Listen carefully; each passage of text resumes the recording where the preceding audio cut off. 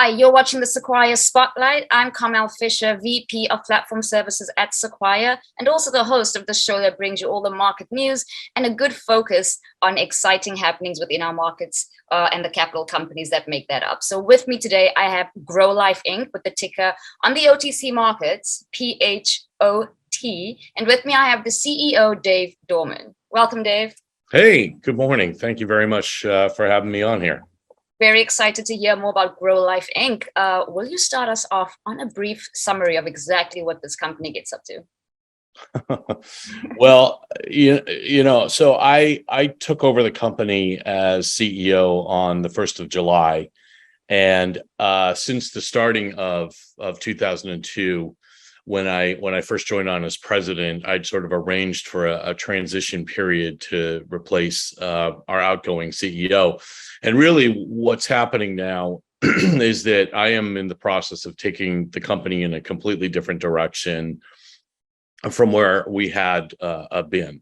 So the brief history on the company: at one point, they were in the hydroponics retailing space. They made an acquisition of a company back in 2018, which got them into the cannabis industry.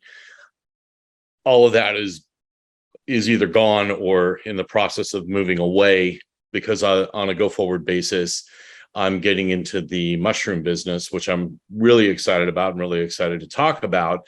And the way that we are entering it, we announced this actually at the LD Micro Conference in May, is through an acquisition of a company up in Portland, Oregon called Bridgetown Mushrooms.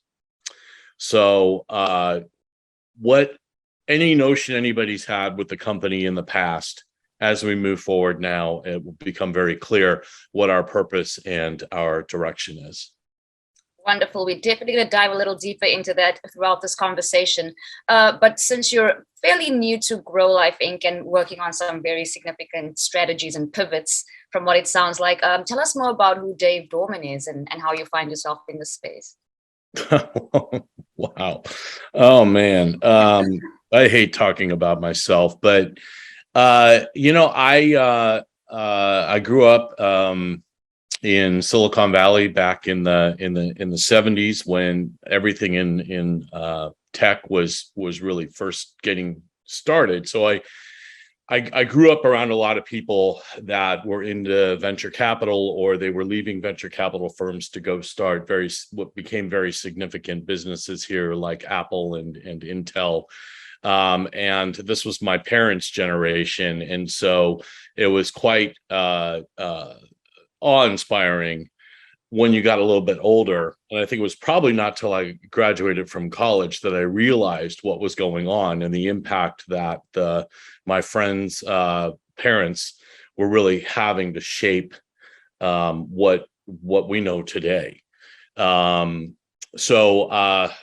grew up in Palo Alto. Then I went down to USC for school. And while I was down there, I got very interested in the markets, and after graduation ended up going to work on Wall Street for a wonderful bank called Donaldson, Lufkin and Jenrette, which we called DLJ. That really shaped the first part of my career. After that, I then decided to get operating experience, and I went to a company that we had actually taken public back in 1999, which was an enterprise software company called Sagent. That was another great experience. And then from there, I started to feel that I wanted to become more entrepreneurial. And at that time, what I knew was investment banking, and I was very interested in continuing that journey in technology as well as in media and entertainment. And so along the way, I put together two small investment banking firms. And we used to host conferences like LDs. In fact, that's how I met Chris. He started going to our conferences around 2004, 5.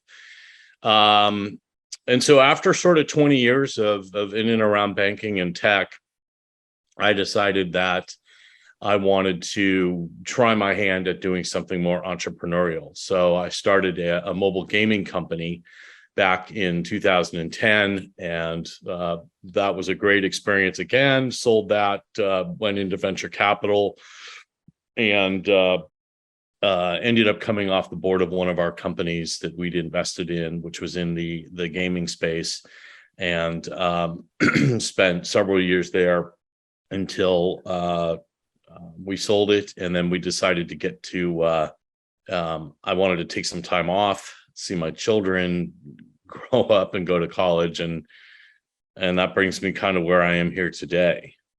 Something that at my prior gaming company, so I'll go back to 2016, we started working on a Star Trek game.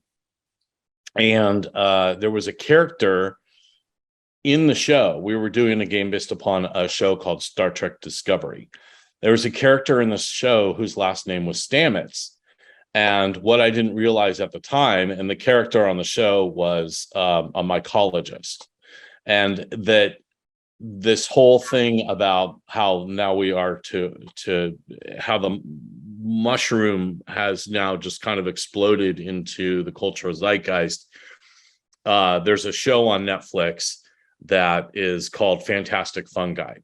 And if you haven't seen it, I would encourage you to. And one of the main focuses, company-wise and personal-wise, on that show is a gentleman by the name of Paul Stamets, who in our industry is considered one of the real, kind of pioneers that's really starting to commercialize. He has a company, he has a product line called Host Defense, and he's becoming very well known. Well, so then you dial back and you realize you're working on this video game 6 years ago, and the guy's name on the show is Stamets, and he's a mycologist. And then you realize that somebody on the show put that together. We started getting interested in mushrooms back then because initially it was really more from the game design piece, and I found them to be very beautiful.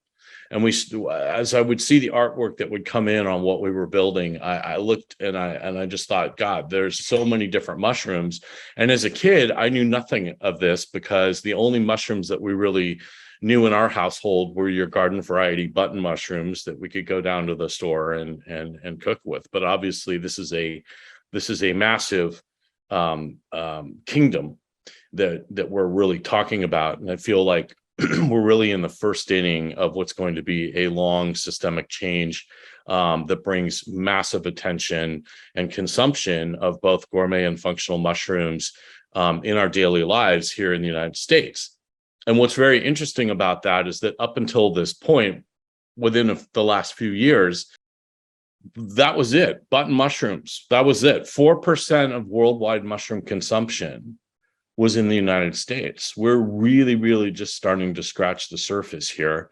Now, mushrooms, when I talk about mushrooms, I talk about gourmet mushrooms, I talk about functional mushrooms.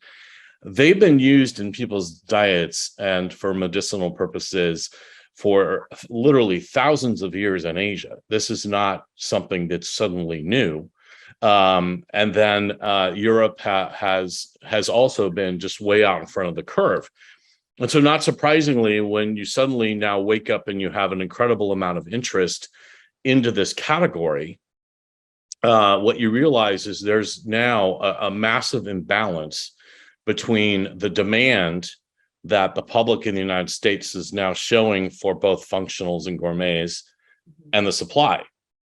Because what I ended up understanding over the last year when I first started taking a look at this industry and figuring out where exactly I wanted to play was that initially I thought, well, geez, how hard could it be to go get a farm or get a warehouse and start growing these different varieties? And so it turns out I'm very glad that I didn't make that mistake.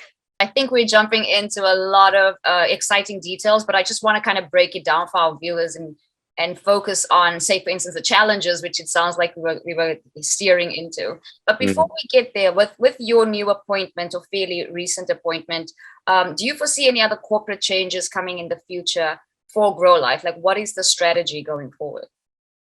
Well, yeah, I think it's a complete entire makeover of the company as we move forward between now and the end of the year. I think there's there's a brand new management team that will be announced in the months to come. There is a whole new board of directors that's coming in, which will be announced in the months to come.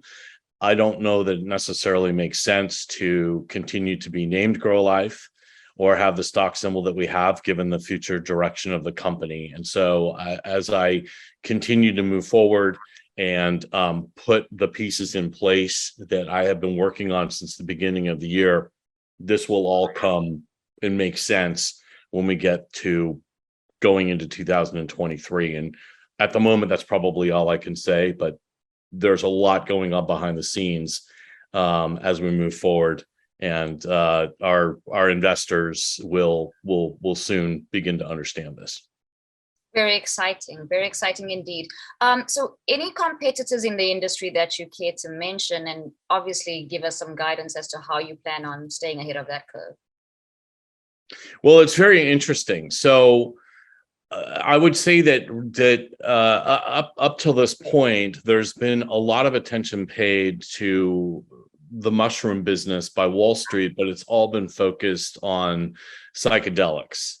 And because this is still a class 1 drug here in the United States, there are really no public mushroom companies that are involved in that piece of the puzzle. And we're not in there. We're not in the psychedelic space. They're all traded up in Canada. So what you have here in the United States is a lot of companies that have basically gotten into mushrooms. And how you're seeing this manifested is really through mushroom products. Okay, so these are at least on the national scale. National scale would include products like coffees and honeys and teas, granolas. If believe that, we actually make a granola. But I think coffee and energy drinks are two that have really jumped out of the pack. The former Hall of Fame wide receiver Jerry Rice launched a mushroom infused energy drink called Goat Fuel a few years ago. And I really don't see any of the people that are doing this with various products really as our competitors, because you have to step back and understand that what differentiates us from everybody else is the fact that we actually grow the mushroom. So we have growth facilities up in Portland, which we're in the process of expanding to meet demand. But we then are able to put our own mushrooms into our own products.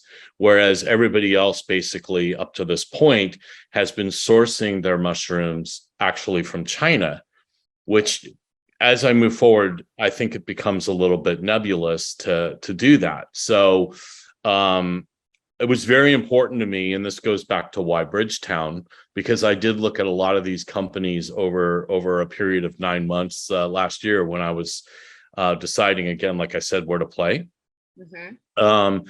And I would really just tell you that it was really important to me as far as a business model was concerned that we controlled our supply. The more I looked into it, the more I realized that there aren't very many people like Trevor Hubert, who founded Bridgetown, because he literally 10 years ago got on the mushroom thing and through trial and error started to realize that growing all these different types of mushrooms, each one of them is highly nuanced. And so think of it analogous to a semiconductor company. Take Intel, who I referenced before. When Intel first got started, it wasn't like when they went into production that every chip that came out was perfect. There's something, that we call yield. That's what we have right now, is phenomenal yield that's coming out of the cultivation facilities that we have. And some of those mushrooms that come off, we sell them direct, fresh to consumers in and around the Portland market. But the national expansion is really what happens is you take these mushrooms, and whether that be lion's mane or reishi, or cordyceps, which, by the way, cordyceps is what Jerry puts into his energy drink, and it's really, really amazing to take it before you work out. I've been using that product for the last 6 months or so. It really opens up stimulates the oxygen, gives you the ability to be able to just have a more higher intense workout. And that company is doing phenomenal. On the coffee side of things, there's a couple that come to mind. Mudwater, Four Sigmatic are two that I think have really jumped out into the forefront. And here's the crazy thing. While they're just now starting to expand their product lines, these companies really just went like this with one product, with a direct-to-consumer model. And basically what they've been doing is putting ads up on Instagram. And the public is going, oh, wow, I can do a mushroom-infused coffee. And this particular mushroom, say lion's mane, when I get up in the morning, which is amazing for focus and attention. So ditch the Adderall, have my cup of coffee with the lion's mane in it, and I'm good. And then later on in the day, you take a cordyceps. And so this is literally right now exploding. People I run into, and it doesn't matter if it's literally my parents or my children, they're all getting interested in this because there's so many amazing benefits.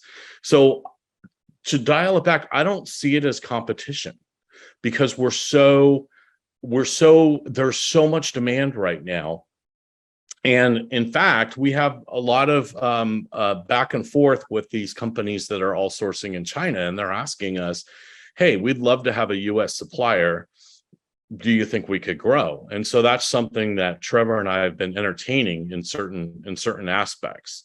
But really, I think that what's going to be unique for Growlife as we move forward, and we really become Bridgetown Mushrooms, is we'll be the first, I think, pure play in the United States as a publicly traded company that's in functional and gourmet mushrooms.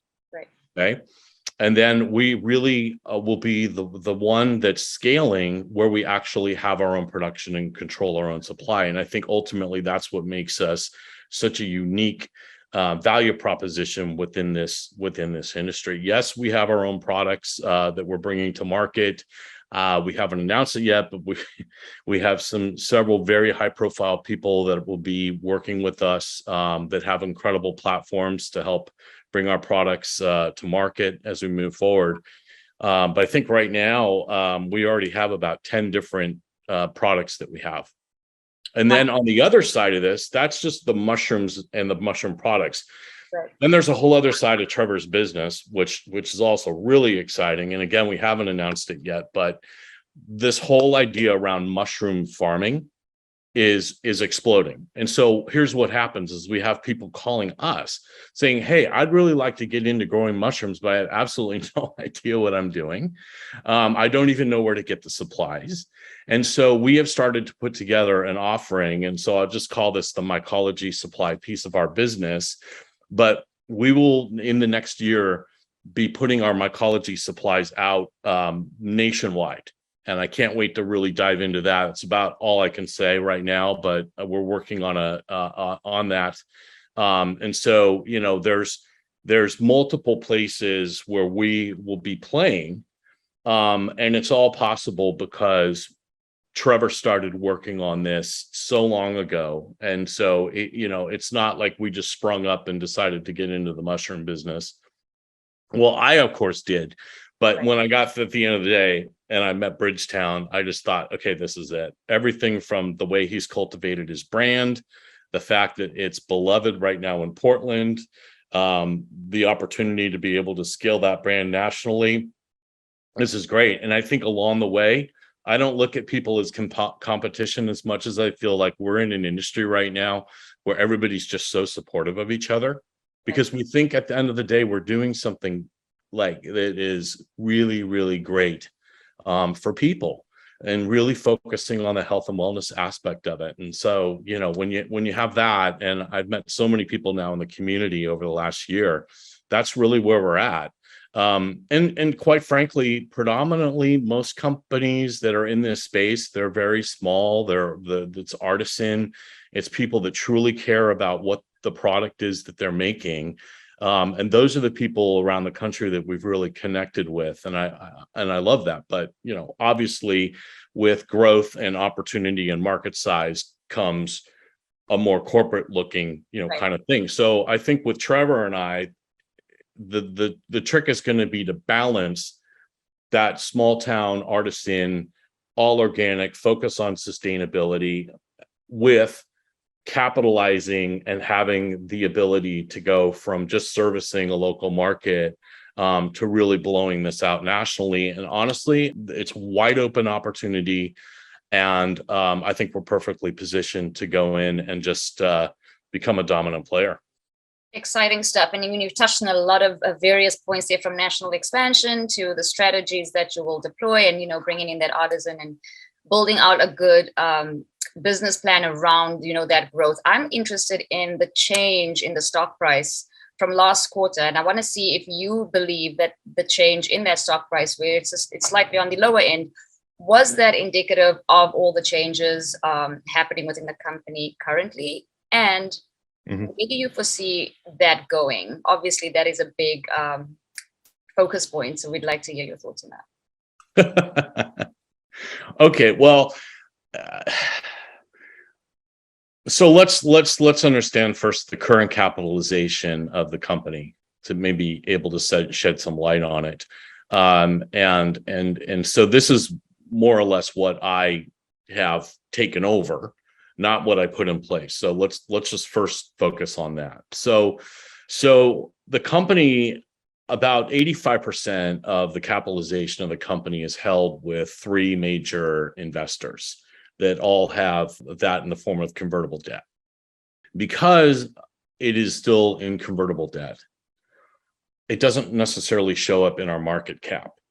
So I just want to make that point. We have about $3 million in convertible debt.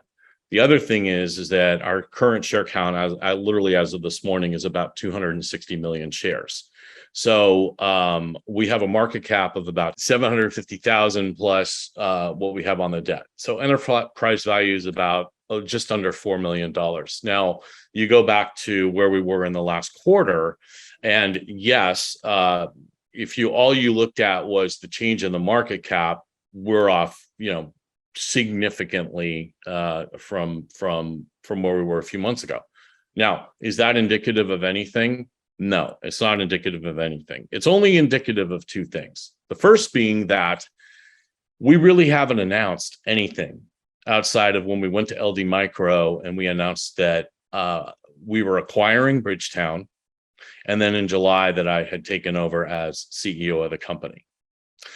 So as we move forward, what's really happening behind the scenes will come to light. And in the meantime, in the absence of me announcing things, because to be honest with you, I really believe in the way that I will run this company moving forward is that we will do things and then we will let you know what we've done and what we've accomplished. And I think that's really important to just contrast with going out and making some grandiose statement about we're going to do this and we're going to do that and get everybody hyped up, and then you don't execute. Like that, okay, that does not work for me. This is let's execute, and then let's let everybody know, what we're doing and how it's going. And so we're in this period right now, and literally this started in January when Trevor and I first got together. I have spent the last 8 months working with Trevor, working with Bridgetown, creating this opportunity to really, really have a wonderful opportunity as we move forward in mushrooms. When it's the appropriate time, we'll talk about that. Also, while that has been going on, I've been figuring out with the Easy Clone asset, which we have, what I want to do with that going forward. And I could be honest with you, I had to wait a while because it wasn't until I became CEO in July that Easy Clone actually reached out and said, let's figure out a path forward. Because anybody that has been in the stock or around it knows that the two companies had been in litigation with each other for 2 years. Right. So I went up and met with them in early July. We've continued to talk. We've had very positive discussions. Hopefully sooner than later, we'll be able to let everybody know what's going on there. But I've gotten to know their founder. Don't really want to say much more than that, other than I think there's an amicable solution here. But as we move forward with Growlife, we really are absolutely focused on being a mushroom company. And then the final piece to this is, so, what happens if you're not out communicating? And going forward, we're going to have to do a much better job of that. And that's on me. I've just been, as I just said, waiting for a lot of these things to be put in place so that I can go and really let people know. And our plan is to really let people into the living room, to be much more proactive with our investors, because I'm excited about what we're doing. And I think people will love Trevor. I think that the more they understand and get educated onto the functional and gourmet mushroom market and the opportunity that lies within, as opposed to being one of 1,000 companies that are in the cannabis space, really, really sets us apart. Okay, so let's then dive back to, why is the stock down? As far as I see it, stocks get, I can't really comment on where I think the stock is going to be. All I can tell you is this, that I'm keeping my head down and I'm executing, and we will start communicating with our investors as to the things that are going on. And I think that if we do our job and we execute, the stock will take care of itself. And we're so small right now, $5 million enterprise value relative to the opportunity, that we execute, people will figure it out and it will take care of itself. 100%. Very well said. And we look forward to having a follow-up interview with you to see, how things are progressing. Yes. Changes. So for our viewers, look out for Growlife Inc. with the ticker on OTC markets, PHOT. Dave, thank you so much. I love this conversation. Thank you so much. And I'll look forward to seeing you guys probably at the next LD Micro Conference. And until then, I'll be hard at work here. Good luck, and see you then. Okay. Take care. You too. Bye-bye.